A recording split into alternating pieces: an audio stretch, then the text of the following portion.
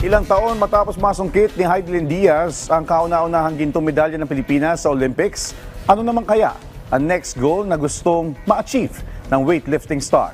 Alamin natin yan sa report ni Ray Mark Patriarca ng PTV Sports.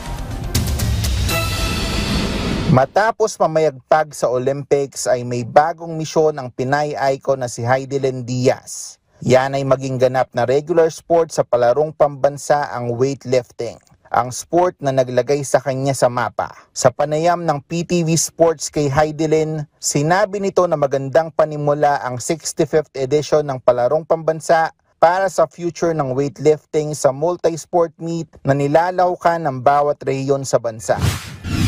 One step closer para maging regular sports na ang weightlifting sa palarong pambansa.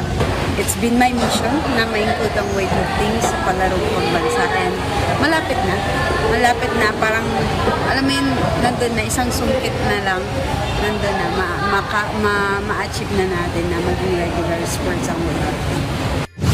Huling napabilang ang weightlifting sa palarong pambansa noon pang dekada 80. Lampas 3 dekada na ang nakakaraan bago ang pagbabalik nito sa annual sports meet. Ayon kay Heidelin, hindi naging madali na maibalik ang kanyang larangang nakailigan sa palarong pambansa dahil kinailangan nilang kumbinsihin ang mga rehiyon na magpadala ng atleta para sa weightlifting.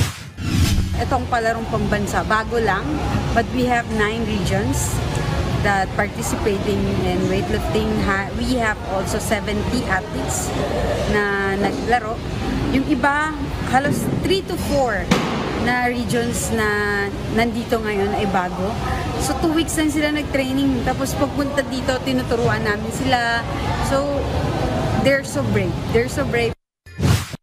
Magsisimula ang aksyon sa weightlifting kung saan may 5 weight category para sa boys and girls sa secondary level. Dahil sa pagiging demonstration sport ay hindi pa makakasama sa medal tally ang mga atletang mangunguna sa nasabing patimpalak.